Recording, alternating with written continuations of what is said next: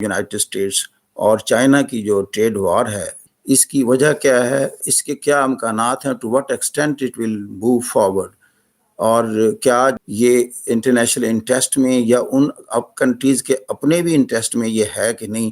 میں تھوڑا سا ہسٹوریکل کنٹیکسٹ میں یہ بات کرتا ہوں تاکہ آپ کو یہ سمجھ آ سکے۔ یہ انڈسٹریلائزیشن پروسیس جب سٹارٹ ہوا دنیا میں، مینوفیکچرڈ گڈس بنی اور ان کے لیے مارکیٹ کی تلاش کرنا پڑی، تو یہ کام کیسے سٹارٹ ہوا؟ آپ دیکھیں کہ 19 سینچری کو ہم کہتے ہیں کہ یہ مینوفیکچرنگ سینچری تھی اور یورپ میں انڈسٹریلائزیشن پروسیس شروع ہوا۔ تو جب یہ مینوفیکچرڈ گڈس وہاں بنی، چیزیں تیار ہوئیں، تو اس کے پیرالل کچھ کنٹریز جن کو آج کل ہم ڈیولپنگ کنٹریز کہتے ہیں یا انڈر ڈیولپڈ کنٹریز کہتے ہیں، یہ ساری ایگریرین اکانومیز تھیں، اور موسٹلی ابھی تک بھی ایگریرین یعنی اکانومیز ہیں۔ ان کا مین سٹے، جو اکنامک کا مین سٹے ہے، وہ ایگریکلچر ہے۔ اب ان کو مارکیٹ کی ضرورت پڑی کہ یہ دنیا میں کہاں ان کو بیچے، تو پھر صاف ظاہر ہے کہ ان کے خریدار کون تھے؟ یہی ایگریرین اکانومی جن کے پاس ابھی انڈسٹریل سیٹ اپ نہیں تھے۔ تو لہذا پھر ایک کلونیلزم دور شروع ہوا۔ یہ جو ویسٹرن نیشنز تھیں، انہوں نے دنیا کو آپس میں تقسیم کر لیا اور اپنی اپنی کالونی بنا لی کہ اپنی اپنی مینوفیکچر گڈس کو یہ وہاں بیچ سکیں گے اور دوسرے ملک کو اجازت نہیں ہوگی۔ پھر آپ دیکھتے ہیں کہ سیکنڈ ورلڈ وار کے بعد یہی جب ماسٹرز تھے، پریویس ماسٹر، یہ کمزور ہو گئے اور ان پر قبضہ نہ رکھ سکے، تو پھر ایک موومنٹ آف انڈیپینڈنس چلی اور یہ ایک ایک کر کے سارے ملک آزاد ہو گئے۔ جب آزاد ہو گئے تو انہوں نے دیکھا کہ ہمارا جو امپورٹ بل ہے وہ کافی زیادہ ہے ہمیں، کیونکہ مینوفیکچرڈ گڈس جو تھیں یہ ایکسپینسو ہوتی ہیں as compare to the agricultural goods. تو ان کی تو ایکسپورٹ اگری ملکوں کی تو ایگریرین بیسڈ تھی، تو لہذا وہ اتنی ایکسپینسو نہیں تھی، اور وہاں سے جو امپورٹ کرتے تھے ابھی تک وہ ساری کی ساری ایکسپینسو ہے۔ تو لہذا ان کا جو بیلنس آف ٹریڈ اور بیلنس آف پیمنٹ ہے، یہ ہمیشہ ڈسٹرب رہا ہے۔ پھر انہوں نے کیا کیا کہ ہم خود انڈسٹریل ہوتے ہیں، تو لہذا انہوں نے کوشش کی کہ اپنے ملکوں میں انڈسٹریل سیٹ اپس بنائیں۔ اس سے کیا ہوا، یہ چیز جو انڈسٹریل کنٹریز تھے ان کو یہ اچھا نہیں لگا، اس لیے کہ ان کی ایکسپورٹس جو تھیں وہ متاثر ہونی تھی اگر یہ خود اپنی چیزیں خود پیدا کرنا شروع کر دیں۔ تو لہذا ان کنٹریز نے، جو ڈیولپنگ کنٹریز تھے، انہوں نے تھوڑی سی پروٹیکشنسٹ پالیسیز اڈاپٹ کرنا شروع کر دی۔ پروٹیکشن پالیسی سے مراد یہ ہے کہ انہوں نے امپورٹس کو یا تو ٹوٹلی بین کرنا شروع کر دیا کہ جو ان کے اپنے ملک میں انڈسٹری ڈیولپ ہو رہی ہے اس کو سپورٹ کرنے کے لیے کمپلیٹ بین لگا دو، باہر سے چیزیں نہ لو، یا ان پر ٹیرف اتنا اور ڈیوٹی امپوز کر دو کہ وہ ڈسکریج ہوں، تو ان کی امپورٹ ڈسکریج ہو تاکہ ان کا جو فورن ایکسچینج ہے وہ اتنا زیادہ ان پر پریشر نہ پڑے۔ یہ چیزیں ویسٹ کو پسند نہیں آئی، آئی مین ویسٹ مینز یہاں انڈسٹریلائزڈ ورلڈ۔ تو جب ان کو پسند نہیں آئی تو انہوں نے ان کو کہا کہ آپ ایک تو یہ ڈیوٹیز کو کم کریں، اور دوسری بات یہ ہے کہ ایک اور طریقہ کار ہوتا ہے کہ انٹرنیشنل مارکیٹ میں اپنے پروڈکٹ کو کمپیٹیٹیو بنانے کے لیے آپ سبسیڈائز کر دیتے ہیں اپنے پروڈکٹ کو، تو گویا کہ سبسڈی گورنمنٹ دیتی ہے، تو یہ آرٹیفیشل سستا کرنے کے مترادف ہے۔ یہ بھی ان کو پسند نہیں آتا تھا کہ آپ سبسڈی نہ دیں، تو لہذا جب بھی کوئی آئی ایم ایف سے یا ورلڈ بینک سے ڈیولپنگ کنٹری لون لیتا تھا تو پہلی کنڈیشن تو یہ لگاتے تھے کہ آپ ایک تو اپنی کنٹریز میں ٹریڈ کو اوپن کریں، مارکیٹ ریفارمز لائیں، تو لبرلائز کریں ٹریڈ کو، ٹیرفز کو کم کریں اور سبسڈیز کو ختم کریں، یہ ان کی کنڈیشن ہوتی تھی۔ یہ چلتا رہا، ان کی طرف سے پریشر چلتے رہے، اور ادھر بھی کوششیں ہوتی رہیں کہ ان کی جو ڈیپینڈنس ہے مینوفیکچر گڈس پر وہ قدرے کم ہوتی رہے۔ لیکن اس کے بعد الٹیمیٹلی ایک حل نکالا گیا جس کو انہوں نے کہا کہ ریگولرائز کر دیا جائے، دنیا میں ٹریڈ کو لبرلائز کرنے کے لیے ایک قانون بنا دیا جائے۔ تو لہذا پھر آپ دیکھتے ہیں کہ World Trade Organization came into being.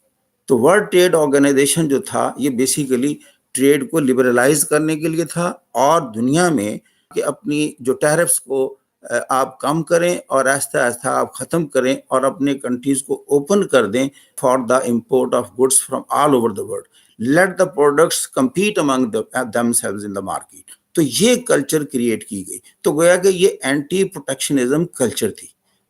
اب اسی دوران میں چائنا فیکٹر ایوالو ہوتا ہے، یعنی 1978 میں چائنا میں ڈینگ زیاؤ پنگ آئے تو انہوں نے اپنے لمیٹڈ ایریا میں مارکیٹ ریفارمز کی. تو اگرچہ وہ اسٹیٹ کنٹرول اکانومی تھی اور ہے بھی، لیکن انہوں نے کچھ ایریا مختص کر لیا کہ یہاں ہم مارکیٹ کلچر یعنی کیپٹلسٹ کلچر کو رواج پذیر کرتے ہیں. اور پھر وہاں سے پھر ہوا یہ کہ انہوں نے ایسے اٹریکٹیو انوائرمنٹ کریٹ کیا یعنی انویسٹمنٹ کا، کہ دنیا کی جو ٹرانس نیشنل کارپوریشنز تھیں یہ پھر بڑی سپیڈلی وہاں موو کرنا شروع ہو گئی. اور آپ نے دیکھا کہ سارے یورپ سے، جاپان سے، ساؤتھ کوریا سے، تائیوان اور امریکہ اور یورپین یونین کے کنٹری سے جو بھی well established multinational companies تھیں وہ ساری وہاں چائنا میں موو کرنا شروع ہو گئی. اس لیے کہ جتنی بھی کمپنیز ہوتی ہیں ان کی ایک ہی ریکوائرمنٹ ہوتی ہے کہ ہم سستا پروڈکٹ کیسے بنا سکیں. تو ہمارے لیے جو را مٹیریل ہے، جو لینڈ ہے، پرٹیکولرلی جو لیبر ہے، لیبر کاسٹ جو ہے وہ کم کیسے کی جائے. تو چائنا نے یہ ایک ان کے لیے ایز آف ڈوئنگ بزنس کے ساتھ ساتھ یہ اٹریکشن کریٹ کی کہ آپ کو جو لیبر کاسٹ ہے وہ منیمم آپ کو پے کرنا پڑے گی اور آپ چائنا میں آئیں. اور اسی طریقے سے باقی یوٹیلیٹیز کو بھی انہوں نے سستا کر دیا. تو رزلٹ یہ ہوا کہ یہ ساری کمپنیاں اٹھ کر چائنا میں چلی گئیں. اب چائنا میں سستا پروڈکٹ بننا شروع ہو گیا اور چائنا کے پاس بہت زیادہ ایکسپورٹیبل سرپلس بن گیا. اب ان کا جو پروڈکٹ تھا انٹرنیشنلی کوئی بھی کنٹری کمپیٹ کرنے کی پوزیشن میں نہیں رہا. تو رزلٹ یہ ہوا کہ چائنا کی exports all over the world بڑھ گئیں. تو اس میں یونائٹڈ اسٹیٹس بھی شامل تھا. اور پھر ہوا یہ کہ جو بیلنس آف پیمنٹ اور ٹریڈ تھا وہ سارے کا سارا ان فیور آف چائنا ہو جاتا ہے. تو یونائٹڈ اسٹیٹس کا بھی ہوا. تو یہ چیز جب چلتی رہی تو پھر پریزیڈنٹ ٹرمپ نے ایک یہ کیا کہ وہ کام جو کہ ڈیولپنگ ورلڈ کرتی تھی، پروٹیکشنزم میں جاتی تھی، پروٹیکشنسٹ پالیسیز اڈاپٹ کرتی تھی، ٹیرف امپورٹ کرتی تھی، ڈسکریج کرتی تھی امپورٹ کو، وہی چیز اڈاپٹ کرنا شروع کر دی. سب سے پہلے تو یہ کیا کہ اسٹیل اور ایلومینیم اس پر 25% ٹیرف امپوز کر دیا گیا، چونکہ زیادہ تر چائنا سے امپورٹ ہوتا تھا. اور ساتھ یہ بھی کہہ دیا کہ تقریباً $50 بلین کی جو امپورٹ ہے یہ ہم 25% ٹیرف کے ساتھ امپورٹ کریں گے. اب یہ جب چیز ہے یہ this was a discouraging element for China.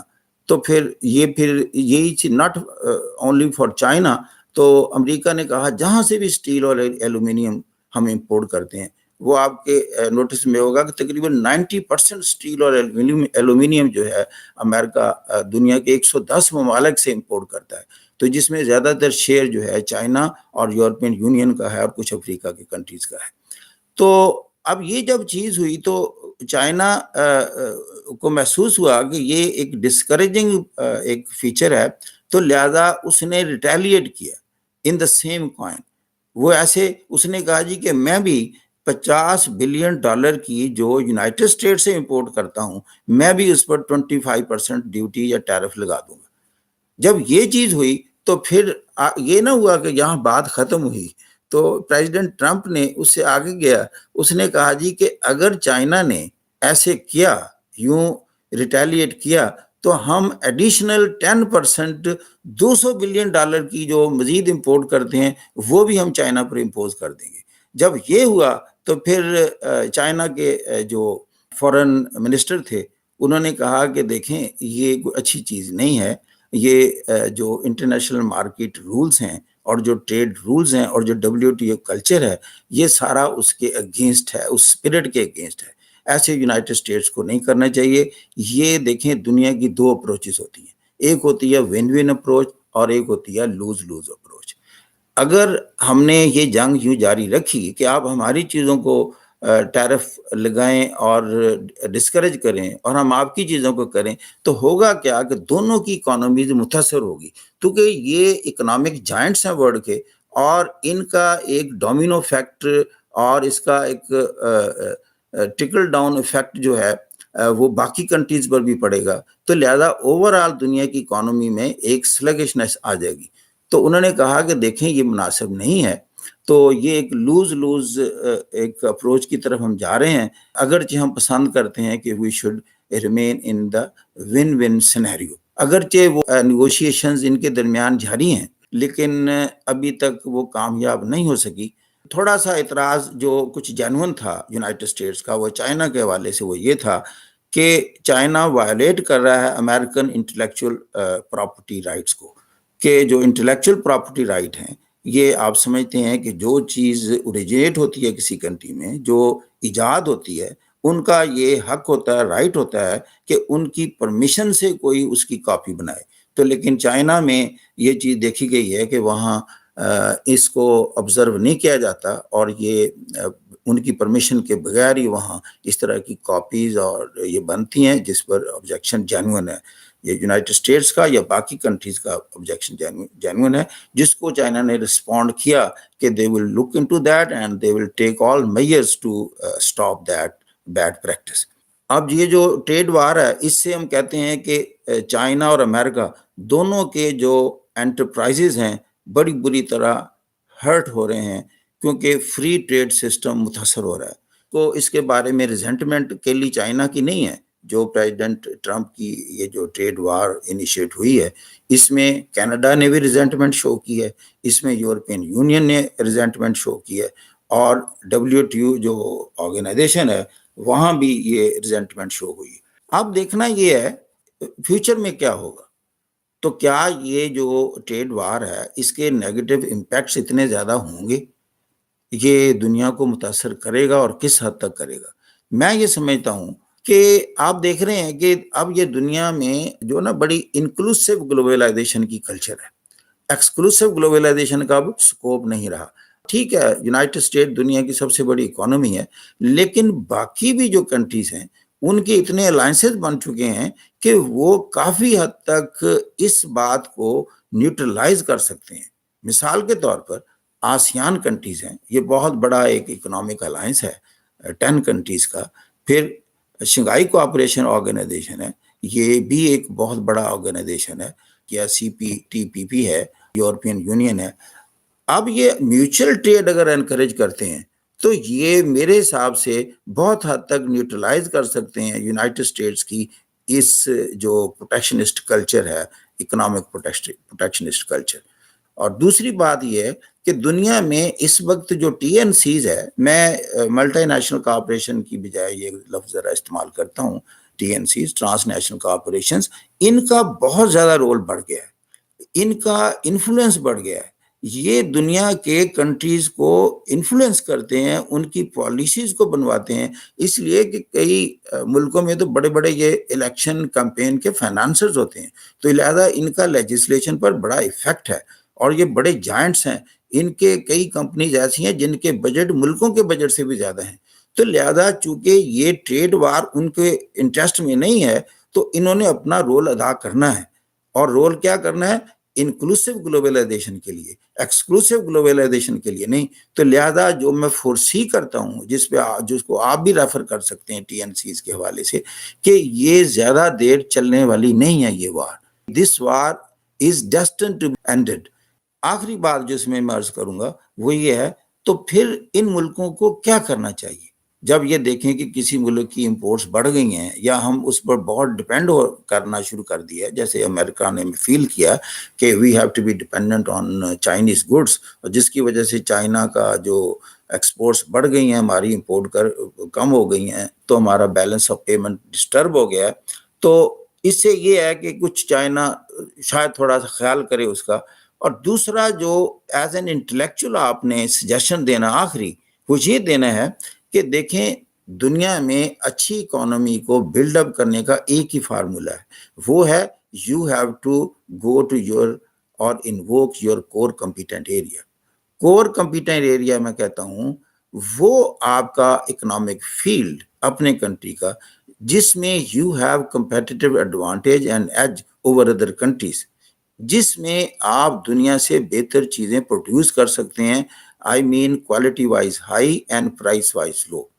اب دیکھیں جیسے چائنا کو سوٹ کر گیا لیبر انٹینسو انڈسٹری، کیونکہ اس کے پاس بہت زیادہ لیبر تھی، تو China went for labour intensive industries. اب یونائٹڈ اسٹیٹ جو تھا یہ کیپٹل انٹینسو اور انوویٹو کریٹو انٹینسو انڈسٹری جو ہیں وہ اس کو سوٹ کرتی تھی. مثال کے طور پر جیسے آپ دیکھ رہے ہیں کہ اب بوئنگ کا کوئی کمپیریزن نہیں ہے دنیا میں. جیسے ٹھیک ہے فرانس کی ایئر بس نے اس کو کمپیٹ کیا ہے لیکن بوئنگ بہت بڑا جائنٹ ہے. تو لائک وائز امریکہ کی جو ایجوکیشنل انڈسٹری ہے اس کا کوئی میچ نہیں ہے. دنیا کی ٹاپ 100 میں سے 52 یونیورسٹی تو کے لیے یونائٹڈ اسٹیٹس میں ہے. لہذا پوائنٹ یہ ہے کہ every country should invoke its core competent area and that is the only way to compete and survive in this highly competitive world.